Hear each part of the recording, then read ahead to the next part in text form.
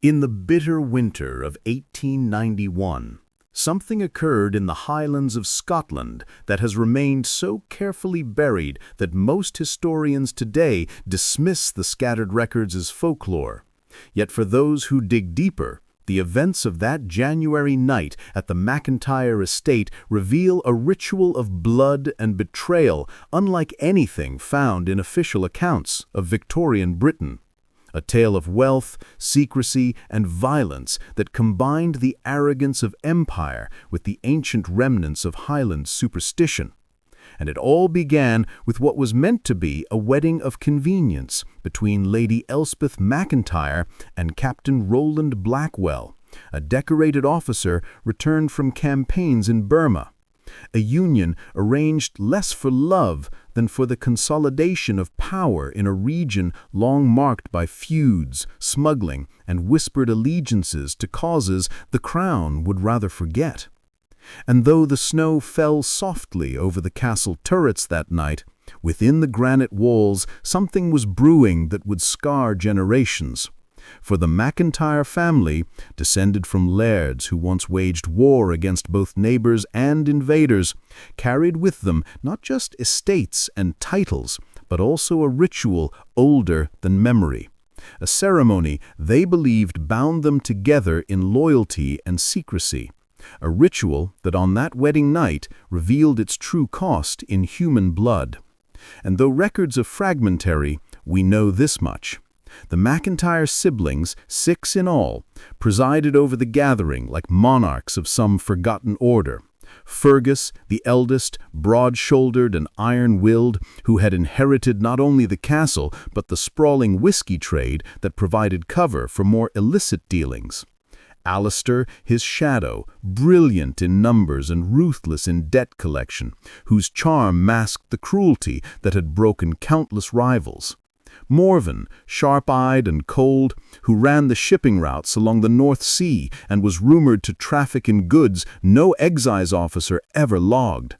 Twins Isla and Catriona, their beauty matched only by their talent for persuasion, who worked the salons of Edinburgh and London, securing allies in Parliament and blackmailing those who refused to comply. And the youngest, Callum, still barely 20, who studied medicine at Glasgow, yet returned home each holiday with eyes too haunted for one so young, as though he had already witnessed deeds unspeakable. And together these 6 had turned the family into more than landowners. They were a syndicate, a shadow government in Tartan, their castle a fortress filled not only with casks of whiskey, but caches of rifles and boxes of colonial opium smuggled through hidden inlets. And those who spoke against them vanished as surely as snow melts in spring, their names struck from parish rolls, their farms mysteriously purchased at auction by MacIntyre agents, their widows quietly pensioned off to avoid questions. And thus, when the wedding invitations went out, most of the county came not out of joy, but out of fear or obligation. For none dared refuse the summons of Fergus MacIntyre. And as guests arrived, cloaks dusted in frost, boots echoing in the great hall lit by hundreds of candles, the illusion of festivity concealed the darker purpose beneath. For the MacIntyres did not merely intend to wed Elspeth to Captain Blackwell. They intended to initiate him, to bind him with a covenant whose origins no scholar has ever traced, but whose effects have left scars in both record and memory. A ritual whispered to combine Gaelic charms with fragments of Norse rites and the imported mysticism of Far Eastern cults. A ritual that demanded confessions, intoxicants, and sometimes, though none dared admit it, sacrifice. And so, as the night deepened and music filled the vaulted chambers, as guests dined on venison and raised glasses of claret, few noticed when certain doors were locked and only a select company led below stairs, into the vaulted cellars carved centuries earlier into the rock beneath the castle. Cellars where casks of whiskey masked the scent of stranger concoctions, where stone walls bore carvings whose meanings were long forgotten by the wider world, but still sacred to the family. And here the ritual began, with each participant handed a chalice of what was called the stag's draught, a dark liquid brewed from herbs gathered on the moors, tinctures of opium brought from Bengal, and hallucinogenic mushrooms known only to the oldest shepherds, a mixture devised to lower inhibitions and strip away lies. And as the circle closed, Fergus spoke in a dialect half Scots, half some older tongue, words that bound those present to truth. And one by one confessions spilled forth. Captain Blackwell admitting that he had been approached by government officials to investigate the MacIntyres and report on suspected gun-running to Irish nationalists, his voice thick with both shame and defiance, a revelation that sent ripples through the siblings. For here was a husband already a spy on his wedding night. Yet he was not alone, for among the invited guests was Sir Lionel Grant, a magistrate from Inverness who, under the influence, revealed years of bribes taken to protect the family, bribes he now feared would be exposed. While another, Father Combe O'Rourke, a priest whose presence was explained as merely blessing the union, confessed in the haze of the draught that he had been coerced into silence after discovering the burial of an unknown body on MacIntyre land, a burial accompanied by symbols he dared not name. And even within the family, cracks began to show. Isla admitting to secret correspondence with rivals in London, Alistair raging that he had been cheated in profits by his own brother, and Morven snarling that she had arranged for certain enemies to disappear without telling the others. And what was meant as a binding covenant instead became an unraveling, suspicion turning to rage, fear to violence. And when Captain Blackwell reached for the sword still at his side, Elsbeth, his bride, drew a dagger concealed in her gown and plunged it into his chest before he could move, her scream echoing through the stone chamber as blood soaked her lace. And from that first act, chaos followed, Fergus striking down the magistrate with a blow of the ritual staff, Callum restraining the priest while Morven silenced him with a garrote, Isla and Catriona laughing and shrieking as though possessed while they slashed at each other in frenzy. And in that subterranean vault, what had begun as a wedding became a massacre. 4 dead before the candles burned halfway down, blood mingling on the carved stone floor, shadows leaping madly as the stag's draught coursed through their veins. And at last silence fell. Only the 6 siblings remained, panting, trembling, alive but forever changed. And above them, the wedding guests danced still, oblivious to the horror below. Yet history would not remain blind, for within weeks rumors spread, bodies disappeared, and the MacIntyre name whispered with a new kind of dread that one no amount of wealth or titles could fully erase. And though they tried to scrub the cellars, to chisel away the symbols, to explain away the missing men, fragments endured. In police ledgers marked confidential, in the private letters of a housemaid dismissed suddenly, in the parish records of funerals that never named the dead, and in the nightmares of survivors who never spoke openly, but whose silence condemned them all.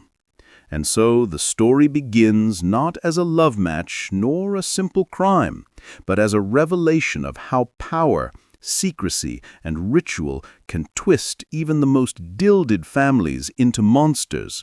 A revelation that would ripple from that frozen night in 1891 into decades of scandal, disappearance, and whispered curses. For the covenant once sealed could not be undone, and the hunger it awakened demanded to be fed again and again.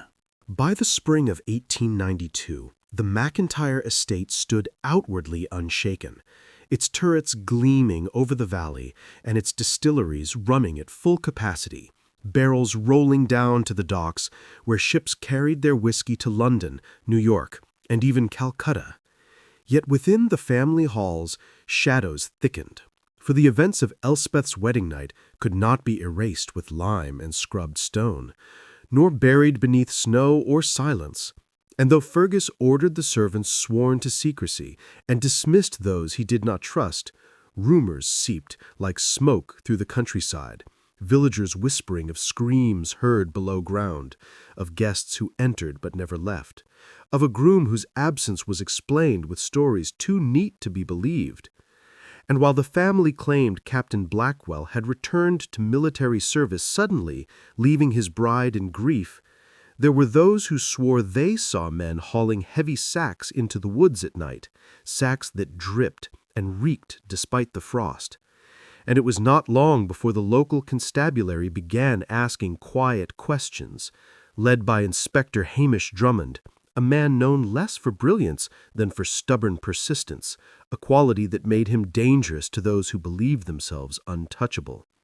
And as he reviewed parish registers and interviewed stable boys and innkeepers, a pattern emerged of disappearances, debts settled abruptly, and funerals where no coffins were lowered into the earth. And he began to suspect that the MacIntyre grandeur concealed crimes darker than smuggling or tax evasion. But Drummond was not the only threat, for across the sea in London a dossier landed on the desk of Sir Charles Everard, a government advisor tasked with suppressing unrest in Ireland, and that file contained reports of rifles traced back to shipments marked with the MacIntyre's seal, evidence that the family's empire was not merely whiskey, but weapons, feeding the very groups the crown feared most. And though Sir Charles had once enjoyed the MacIntyre hospitality, even he could not ignore the implications. Thus, a quiet investigation began, not public and not official, but one that employed men in plain clothes who blended into the Highland villages, noting movements, tracking shipments, bribing clerks for shipping ledgers. Yet while the state sought evidence, the family itself fractured under the weight of paranoia and guilt. For the ritual in the cellars had stripped them bare before each other, revealing secrets that could not be unseen. And now suspicion gnawed at their unity. Fergus brooding over Alistair's claims of theft, Alistair watching Morven with narrowed eyes. Isla and Catriona whispering in corners, each twin convinced the other meant to betray her. And Callum, youngest, withdrawn and pale, carrying a medical satchel filled not with books, but with strange powders and tinctures he had begun to experiment with, as though the stag's draught had awakened in him a fascination with chemistry that veered into obsession. And while outwardly the family appeared strong, inwardly cracks spread, until one night in June when a stable fire destroyed half the carriage house, killing 3 horses and nearly taking the lives of 2 grooms. And though officially declared an accident, servants whispered that they had seen Alistair strike Callum during an argument only hours before, the younger brother threatening to reveal all, the elder warning him to hold his tongue. And when Callum appeared the next morning with bruised ribs and a cut lip, no one dared ask questions aloud. Yet fear deepened in the household, for if the siblings turned on each other, who could say how much blood would be shed? And then came the disappearance of Father O'Rourke's replacement, a visiting curate who had arrived to minister to the villagers, but who vanished after being summoned to the castle, his horse found wandering near the riverbank, his cassock torn and muddied. And though Fergus insisted the man had fled debts in Ireland, the villagers knew better, for none fled into the winter wilds without cloak or coin. And whispers of curses thickened, until mothers frightened children into obedience with tales of the MacIntyre vaults, where men were said to be bled dry in candlelight, their screams muffled by stone. And yet still the family prospered, shipments increasing, coin flowing, politicians bribed and silenced. For in the empire's twilight, greed blinded many to the cost. And thus when Inspector Drummond prepared to bring formal charges, he vanished from his own home, his papers burned in his hearth, his boots found at the edge of a peat bog. And though his body was never recovered, locals muttered of men seen carrying a limp figure wrapped in sackcloth toward the castle grounds that very night, a disappearance that drew the attention of newspapers as far away as Glasgow. But by then, Fergus had already secured letters from high officials vouching for his loyalty, dismissing rumors as jealous slanders from rival distillers, and so the case was closed. But those who lived in the glen remembered, and their memory would outlast proclamations, for legends grow where truth is forbidden. And the legend of the MacIntyre massacre, though unnamed, took root in the minds of shepherds and fishermen, of washerwomen and stable hands, each telling their children that to wander too near the castle after dark was to risk never returning, while inside the family rehearsed another ritual, as though repeating the covenant might heal the fractures it had created. And in November of that year, they gathered once more below stairs, chalices brimming with the stag's draught, candles guttering in damp air. And again Fergus intoned the vows, his voice echoing in Gaelic and English alike. But this time, something went wrong. For Callum, perhaps emboldened, or perhaps undone, began to laugh, a thin, manic sound, and declared aloud that the covenant bound them not in loyalty, but in doom, that every draught they drank fed not their unity, but some hunger older than their line, a hunger that demanded more lives, more blood.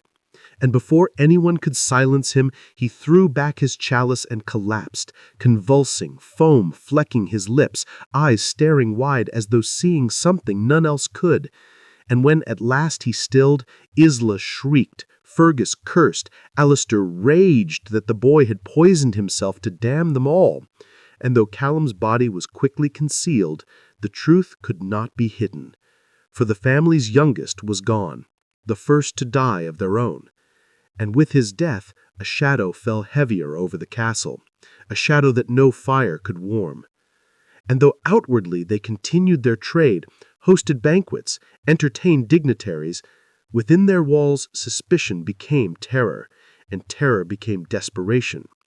And thus began the spiral that would drag the MacIntyre family deeper into blood, until the covenant demanded a price none of them had imagined paying, a price that in time would destroy not just the siblings, but the very legacy they sought to preserve.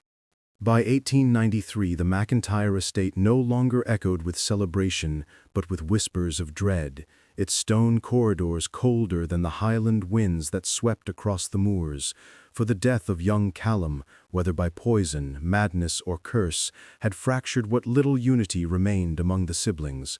And though they buried him quietly in the family plot with a headstone carved to suggest a fever had taken him, those who glimpsed the body before the coffin was sealed swore his face was twisted in terror, his eyes wide, and his tongue blackened as though scorched. Yet when questions arose, Fergus silenced them with threats of eviction, for so many tenants still lived on MacIntyre land and dared not risk offending their landlords. But suspicion lingered, and not only among the villagers, for Alistair accused Isla of slipping something into the chalice. Isla blamed Catriona. Catriona swore it was Fergus, and Morven whispered that Callum had taken his own life to free himself from the curse that bound them all. And into this chaos stepped outsiders, investigators not bound by local loyalties, sent quietly from London under Sir Charles Everard's order to determine whether the MacIntyre family had truly become enemies of the Crown. For evidence of arms shipments continued to surface in Belfast and Dublin, crates marked with the same seal used on MacIntyre whiskey, and while official records were inconclusive, whispers from dockhands and smugglers pointed back to the Highland estate. So two men were dispatched, Captain Henry Lockwood, a retired soldier with scars from colonial campaigns, and Mr. Edmund Hatherley, a solicitor skilled in untangling webs of corruption, who together posed as gentlemen travelers with interest in the distillery business. And in early May they arrived, welcomed with the forced warmth of hosts who dare not refuse but cannot fully hide suspicion. And as they dined beneath the grand tapestries of the great hall, they noted details.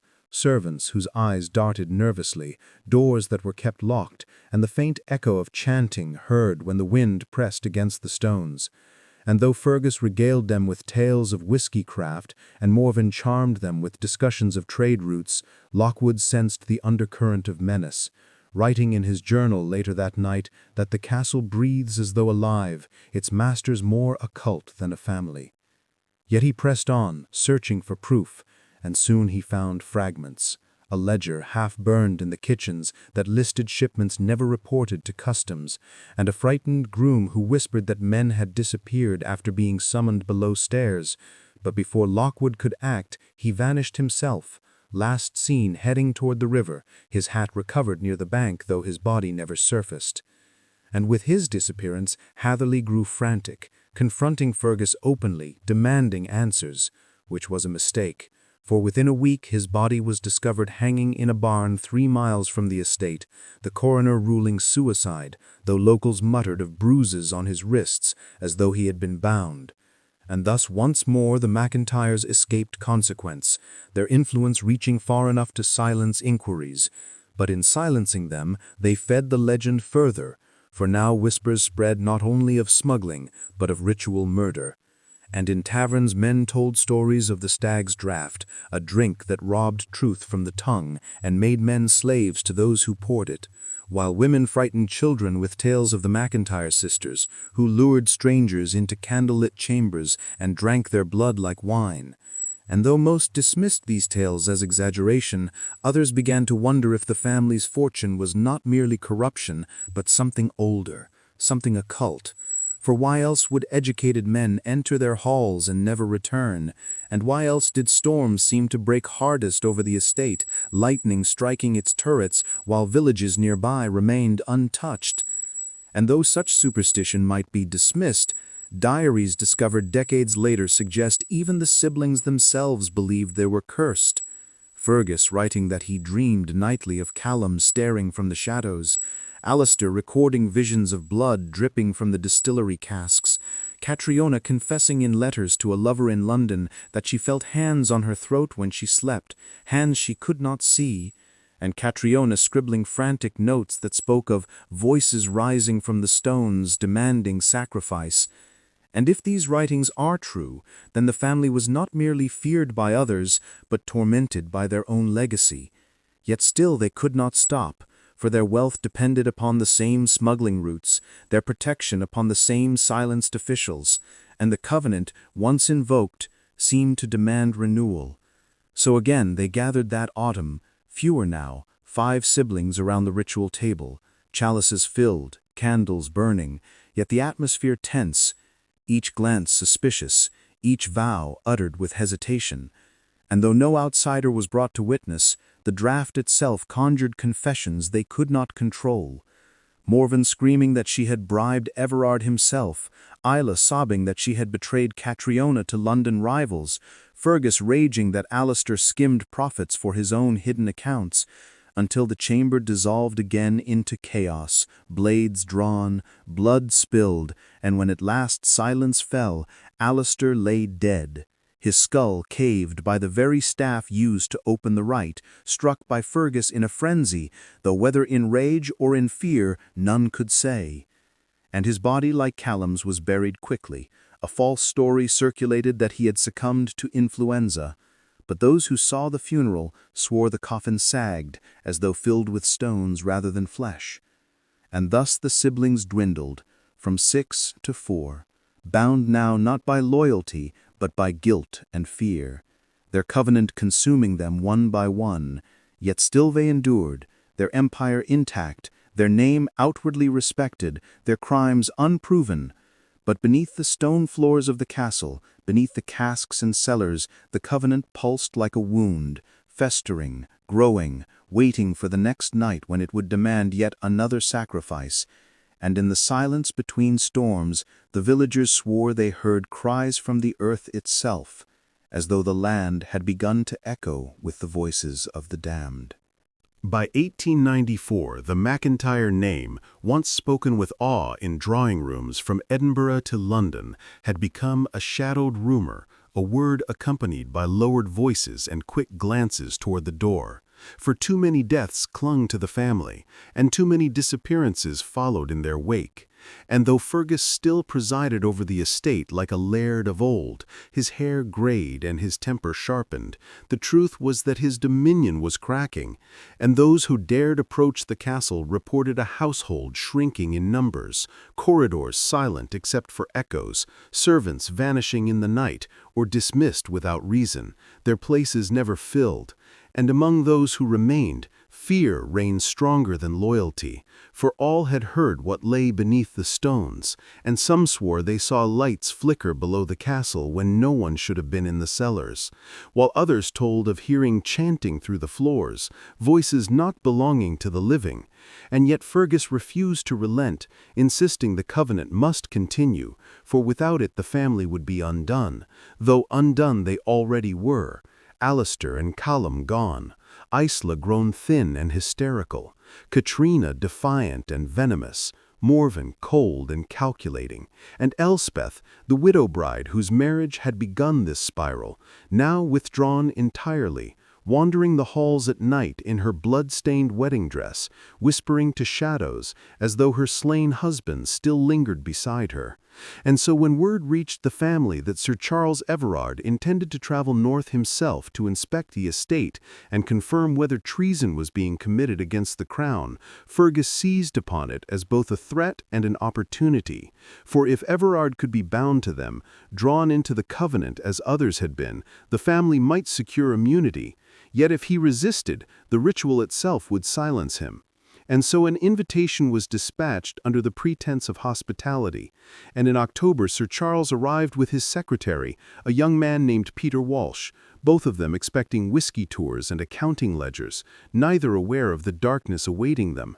And though Sir Charles was no fool, he underestimated the desperation of a family with blood on its hands and curses in its veins. For that very night he and Walsh were ushered below stairs under the guise of witnessing a traditional Highland rite, a quaint performance meant to amuse city men.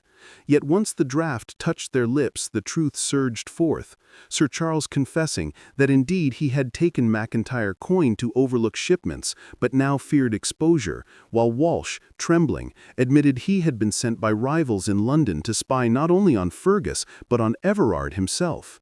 And as the confession spilled, the siblings turned on one another again, Katrina sneering that Fergus's leadership doomed them, Isla shrieking that Morven plotted with Irish rebels to seize the fortune for herself, Elspeth raving that her dead husband stood in the circle demanding blood, and in the frenzy Walsh tried to flee, only to be struck down by Fergus with the ritual staff, his body convulsing on the stone floor, while Sir Charles, horrified and gasping from the draught's grip, attempted to reason with them, to promise protection, but Elspeth, eyes blazing, drew the same dagger she had used on her groom and carved deep into his chest before he could finish his plea, his blood soaking the floor symbols until the carvings seemed to shimmer in the candlelight. And whether madness or sorcery, all present swore the chamber shook as though the earth itself protested. And when silence returned, the family stood over two corpses of men whose positions would not go unnoticed. And at that moment Fergus knew they had crossed a line from which no bribery or influence could return them.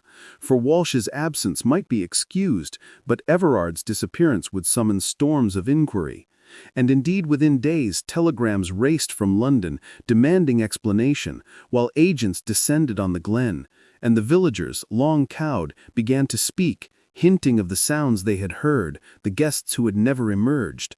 And though Fergus burned ledgers and buried bodies deeper in the peat bogs, the tide could not be turned, for evidence clung stubbornly to the estate. Bloodstains in the cellars that no lime could erase, scraps of clothing found in hidden drains, fragments of letters in Alistair's hand detailing shipments and names. And as pressure mounted, paranoia devoured the siblings from within. Isla declaring she heard voices calling her name from the fireplaces, Katrina barricading her chamber at night with furniture, Elspeth wandering ever deeper into hallucination until she swore her unborn child by Blackwell still lived inside her womb years after his death, and Morven, cold and calculating, whispering that the only hope left was to flee, to burn the estate and scatter across the sea. Yet Fergus resisted, clinging to the stones as though they were his very flesh, insisting that as long as the castle stood, the covenant bound them. And in this tension came disaster, for on a November night during yet another attempt at the ritual, the draught brewed hastily, the vows recited bitterly, and the frenzy exploded into violence worse than any before. Isla seizing a candlestick to strike Katrina, who in turn drove a blade into Isla's side, Elspeth shrieking prayers and curses alike, while Fergus bellowed that the rite must be finished. And in the chaos Morven slipped away, vanishing into the upper halls, perhaps to escape, perhaps to summon outsiders, for her fate remains one of history's unanswered questions. But when dawn rose over the glen, Isla lay bleeding to death, Katrina limping and screaming vengeance, Fergus bruised and broken, Elspeth near catatonic, and Morven gone without a trace, her chamber stripped, her horse missing, her accounts emptied, and though Fergus swore to the others she would return, no one ever saw her again, leaving the family reduced now to 3 sisters and their brother, a shattered remnant, hunted by authorities, haunted by guilt, and gripped by a curse that would not release them. And in the months that followed, agents of the crown close tighter, villagers deserted the lands, distillery workers fled, and the once mighty MacIntyre fortress became less a seat of power than a prison, its lords captive of their own sins, waiting for the inevitable reckoning that history would deliver. By the summer of 1895, the MacIntyre estate stood like a wounded beast, its granite walls still imposing yet hollowed within, rooms abandoned, windows dark, servants fled or silenced, the family reduced to Fergus, Catriona, and Elspeth. 3 figures clinging to ruin, while the Crown's agents circled like hounds, for the disappearance of Sir Charles Everard had not been forgiven, and London dispatched a task force led by Inspector Arthur Sloane, a relentless man who had broken Fenian gunrunners in Liverpool and would not be deterred by whispers of curses or Highland superstitions. And Sloane came armed not only with warrants, but with soldiers, for by now the case had become not merely a matter of smuggling, but one of treason. And yet when his men arrived, they found the villagers tight-lipped, unwilling to speak openly, though eager to point toward the castle with fearful eyes. And the investigators who dared step inside reported decay, corridors damp, tapestries rotting, floors warped, as though the stones themselves resisted the presence of the living. And though Fergus welcomed them with the brittle courtesy of a cornered animal, the investigators sensed menace beneath his politeness. Their suspicions deepened when no trace of Everard or Walsh could be found, and when questioned, Fergus insisted both men had departed safely. Yet his words rang hollow, and Sloane resolved to return in force. But before he could act, further tragedy, or something darker, unfolded within the family walls. For Catriona, fierce and venomous since youth, turned suddenly against Fergus, accusing him of leading them all into damnation, of murdering not only strangers but kin, and she declared that she would rather see the castle burn than endure another ritual. And Fergus, in rage, struck her down before Elspeth's horrified eyes, driving his fists into her until her skull cracked upon the stone floor, her blood pooling across carvings that had seen too much of it already. And Elspeth, screaming, fled into the night, clad in her decaying wedding dress, vanishing into the moors where shepherds later claimed they saw a pale figure wandering among the heather, whispering to unseen companions, but never returning to the castle again. And thus Fergus was left alone, patriarch of ashes, lord of shadows, haunted by voices in corridors that mocked him with each step. And though he attempted to maintain his operations, sending letters to contacts in Edinburgh and beyond, few replied, and those who did demanded proof he was not already compromised, for Sloane's presence in the region made association dangerous. And so the MacIntyre Empire collapsed, contracts broken, shipments seized, partners abandoning ship, until Fergus was but a prisoner in his own fortress, sustained only by dwindling stores of whiskey and the rituals he could not abandon. And here the accounts grow stranger, for villagers swore they heard chanting from beneath the castle nearly every night, though no others remained to join him. And some said they saw torches flickering in underground windows, though no servants were left to carry them. And one shepherd claimed he glimpsed figures, multiple figures, moving in procession along the battlements, though none but Fergus should have been alive within. And whether these were hallucinations, ghosts of the slain, or conjurations of the draught is impossible to say, but the fear they inspired was real, so much so that families abandoned crofts near the estate, leaving whole hamlets deserted, until only the castle remained, brooding above empty land. And it was into this husk that Inspector Sloane returned with 20 men in late August, determined to seize Fergus and put an end to the matter.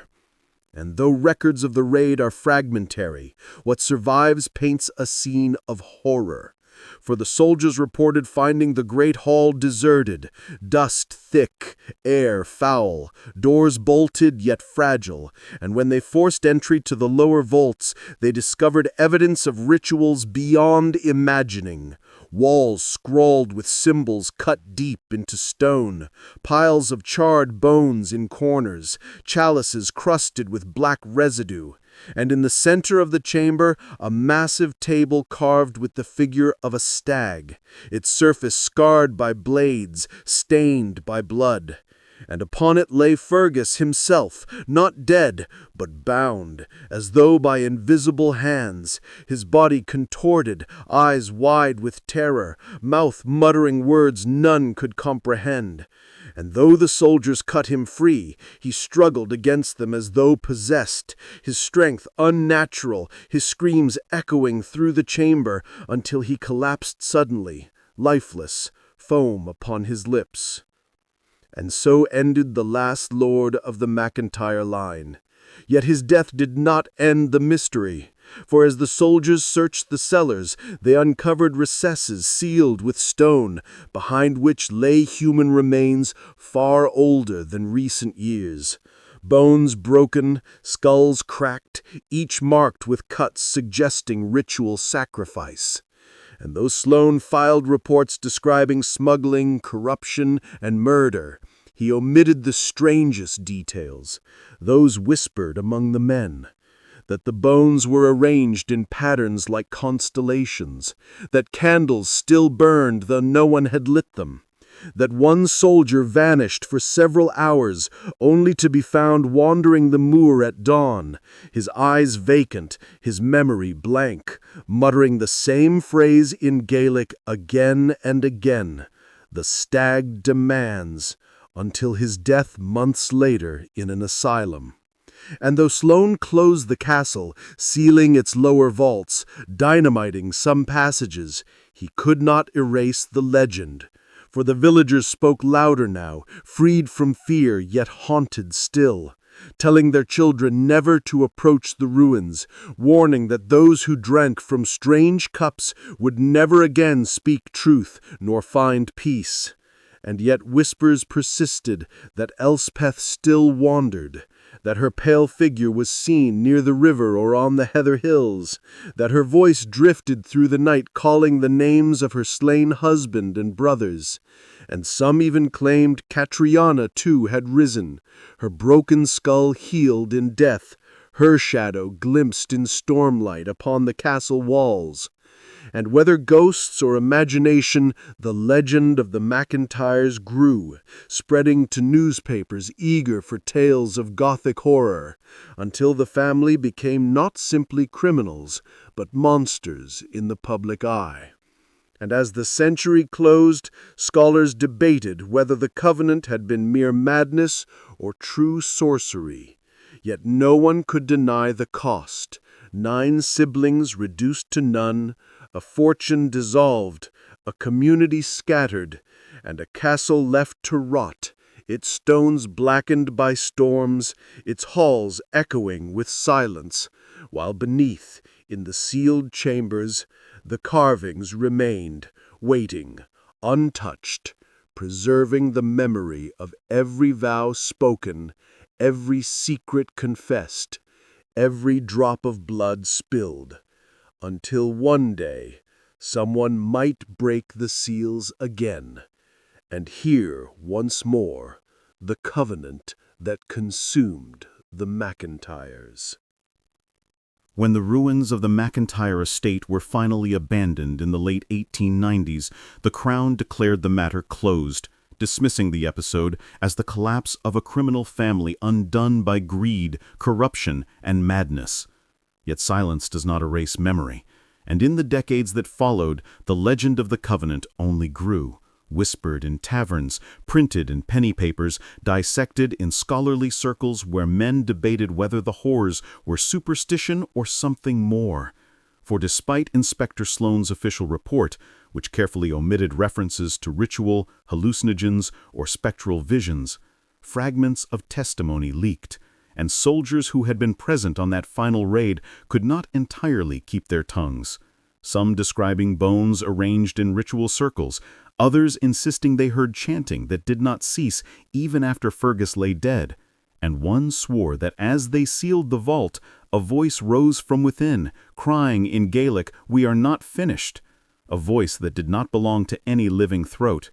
And so curiosity lingered, until in 1910 a group of antiquarians petitioned to reopen the ruins for study, arguing that the site might yield insight into medieval architecture.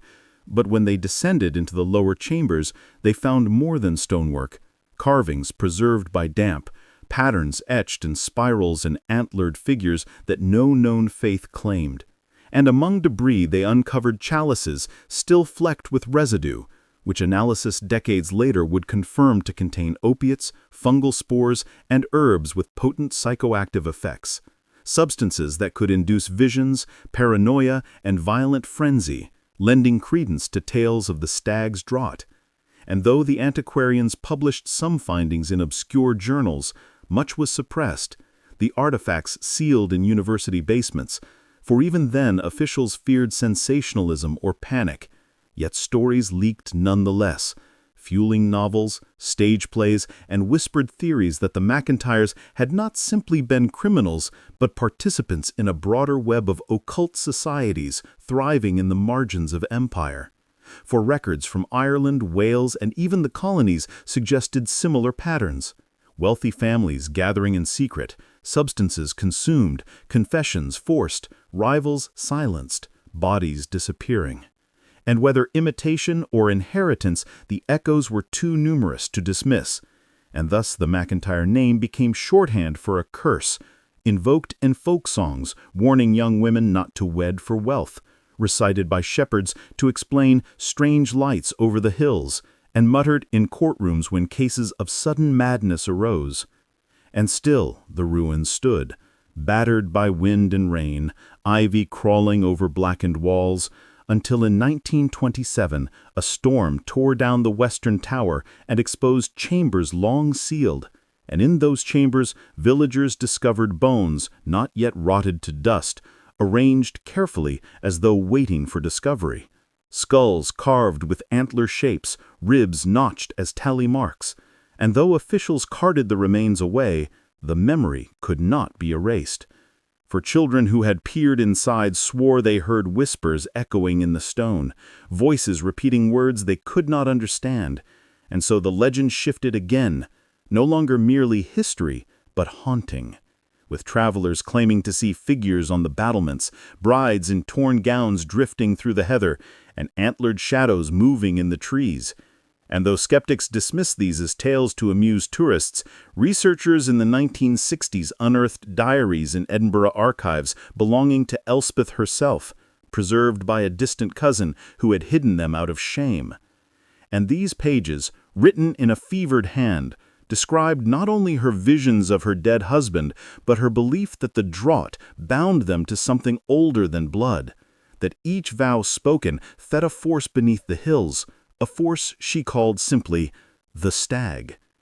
And whether metaphor or madness, the imagery aligned eernily with the carvings in the vaults, antlered figures, branching horns etched in stone, as though she had indeed seen what others had only guessed. and scholars argued fiercely, some claiming it was evidence of lingering pagan cults, others insisting it was delusion fueled by trauma. But all agreed the writings were disturbing, and they deepened the conviction that the MacIntyre story was not finished. For every few decades, new fragments emerged. A rusted blade found in a bog, a servant's letter describing screams beneath the feast hall, a government file unsealed revealing payments to silence witnesses, and each piece painted the same picture: a family who cloaked their empire of crime in ritual, who bound themselves with a covenant that devoured them, and yet whose legacy endured, not in wealth or lineage, but in fear. For even today the Highland children recite rhymes of the covenant, warning never to drink from strange cups, never to follow music into the hills, never to trust a promise spoken at midnight. And though the castle itself is nothing but rubble, the land is avoided still, shepherds refusing to graze flocks there, hikers turning back at dusk, tourists reporting sudden headaches, nausea, or visions when they approach the old foundations, and some swear the covenant waits, preserved in the stone, in the soil, in the very air, ready for the day some curious soul breaks the seals again, drinks from the chalice, and speaks the vow, binding not just themselves, but all who follow, proving that history is not dead, but sleeping, and that the curse of the MacIntyres has never truly ended. For every age has its greed, every family its secrets, and every land its shadows. And what was unleashed in the Highlands of 1891 was not buried with Fergus or Katrina or Elspeth, but lingers, restless, waiting, reminding us that the line between ritual and crime, between loyalty and destruction, is thinner than we care to admit, and that once crossed, it cannot be uncrossed. And so the saga closes not with resolution, but with warning, a reminder that some vows echo beyond the grave, some bloodstains never fade, and some families, though dead, continue to rule in silence from beneath the stones.